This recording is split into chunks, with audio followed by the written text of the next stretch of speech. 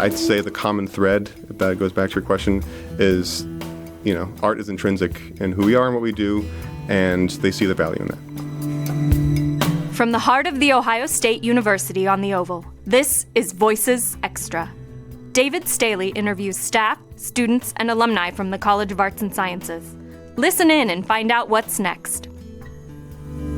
I'm pleased to be talking with Roman Suer today. Welcome. Thank you so much for having me. Roman serves as the Arts Scholars Program Manager. And why don't we begin there? What is the Arts Scholars Program? Yeah, so again, thank you so much for having me. The Arts Scholars Program is a 2-year certificate program. Really, at the end of the 2-year experience, you're awarded a transcript designation. And more so beyond that, it's an applied learning experience program. We're trying to get scholars outside the classroom and connecting what they're learning in the classroom to their environment, both on campus as well as in the Columbus and Central Ohio region. There are a lot of pieces to the Art Scholars Program. I teach a first-year seminar, and it's all about art and storytelling, and so that's exciting. We have them tell stories through different formats and mediums because this is a non-major specific program. So we have folks in every art form you can imagine that is possible to pursue here at Ohio State. But then we also have folks in engineering, journalism, business, you name it. Every college virtually is represented in the makeup of this program, and so it's very well-rounded in its makeup. And so we don't want to limit any kind of expression, any kind of experience that scholars are bringing into the program, and so you see a lot of their personalities and identities kind of shine through in the stories that they tell. What sorts of experiences do students have in this program? So it's varied. It's incredibly varied. When I review applications for scholars coming in, I seek ways to bring them in. And so I would like for the arts to be accessible to all scholars and really to everyone as much as possible. And so if I see in their transcript that they took art classes in high school, or maybe they weren't offered where they went to school, but they pursued it as an extracurricular, or even in their essay that they write, there was a story, there was someone in their family who played an instrument, whatever it may be, that helped inform their spirit. I want them to explore that more. Mm-hmm. Now, you mentioned the second-year program. Maybe say a little more about what that is. Yeah, so the first-year experience is very much about community building and exploring their curiosity regarding the arts. And then the second year is a lot of connecting the arts to what they want to do after they graduate. Oftentimes it is pursue an arts career, but oftentimes it's not. And so we have them do career roadmap assignments where they explore their creative identities, how it informs what they're studying, ask them to do some research on the fields that they've expressed an interest in. And then we always have a panel discussion featuring different artists or educators, people in adjacent fields to speak with them to hopefully connect the dots and maybe allow them a chance to pursue internships or part-time jobs, maybe something even deeper after they graduate. You mentioned that you pull in students from all across the university, including engineering students, for example. What draws them into the program? Presumably they're not majoring in art.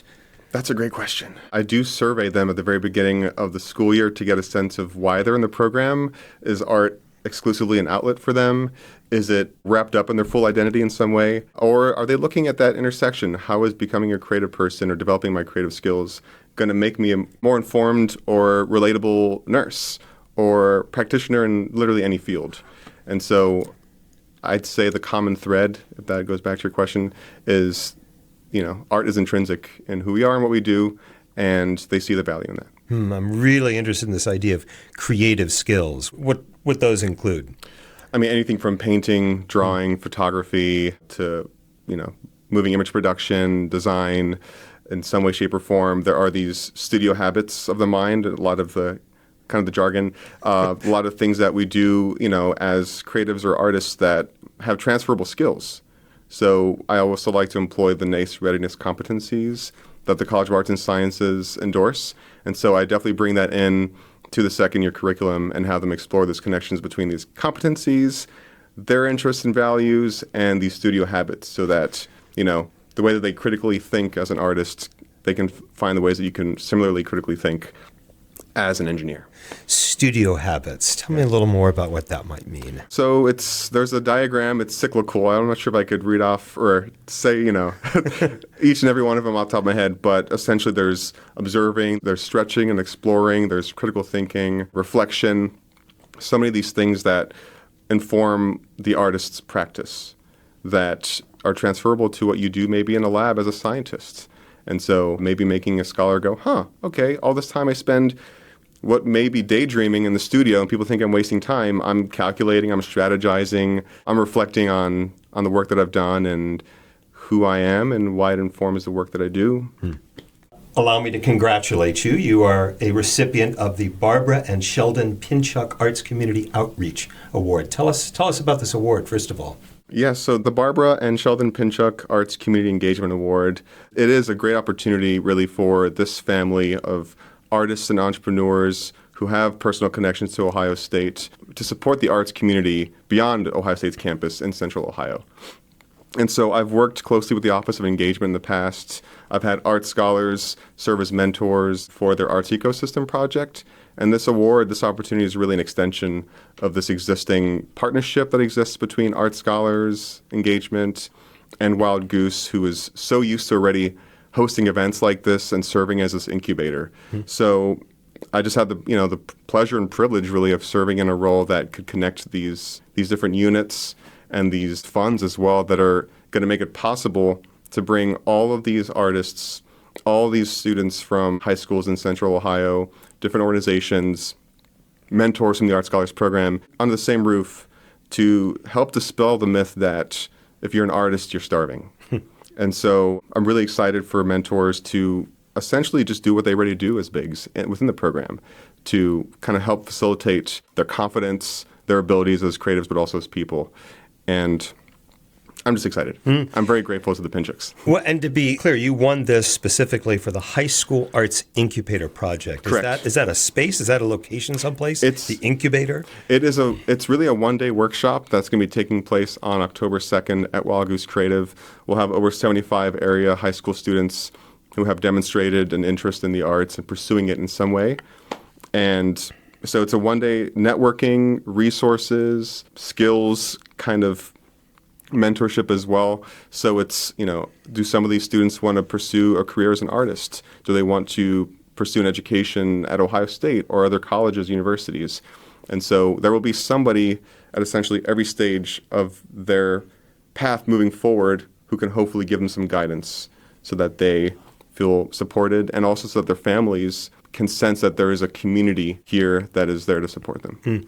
And you've only just started this, right? Just started. This is the first iteration of it. So we don't know any effects or what have the alums been able to do? That's correct. I mean, what we'd love to see happen is that this becomes a series or a much longer experience so that, it's not just a one-time, but maybe a several months long experience where they can work together and create art together. You mentioned Wild Goose Creative, and I know you sit on the board of directors of Wild Goose Creative. Tell us a little bit more about this. Yeah, so, Wild Goose is an incredible organization. It exists to build community at the intersection of art, risk, and meaning. And so much of the work that we were talking about, there is an element of risk associated with it. And obviously, we're trying to develop this connection, this deep connection meaning to the arts in Central Ohio. So in this role as vice president, I wear many hats, as you might imagine, working in a nonprofit. And so I assist with curation, with development, governance, operations, things like that. But really, I'm a big fan of what the organization does. And I remember going to Wild Goose events years ago when it was on Hudson, and sitting in on figure drawing, and I just knew that this was a very special place. And I had the privilege of being asked to join the board during the pandemic. A good 5 years ago at this point, which is unbelievable to think about. I reached out to Wild Goose to see if they would host my program Spring Showcase, and it went incredibly well back in 2019. So I reached out again in 2020, and last minute it had to get, canceled for obvious reasons. There was a pandemic that we were all struggling to cope with. And so I just decided to reach out afterward to the director, Lydia Simon. And I was like, is there anything I can do to help this organization? I imagine you must be struggling, or everyone is struggling. It's not just Wild Goose. And she said, we like that attitude. Come and get involved. And a couple years later, here I am.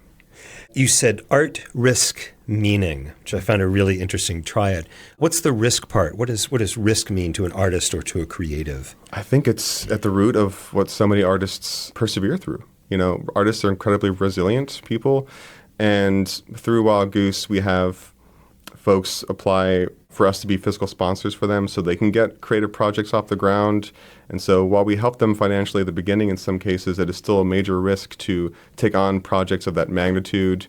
Any creative person that is vulnerable and shares a part of who they are for the world to share their opinions on or to experience and to chat about, there's a risk in that too. Mm-hmm. And so just at the core of being an artist is being vulnerable and taking risks.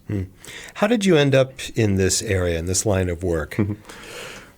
Such a great question.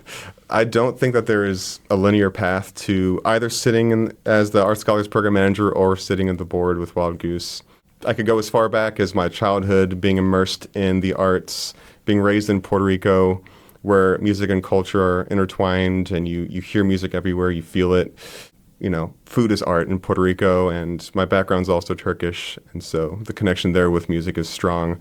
And my sister's an opera singer, so growing up I also got to enjoy her incredible talent. My brother's an amazing dancer. I'm the middle child who's trying to figure it out, and I'm very lucky. But I would say my strongest connection to the arts that really got me here in many ways was joining the OU, the Ohio University African Ensemble, when I studied at OU.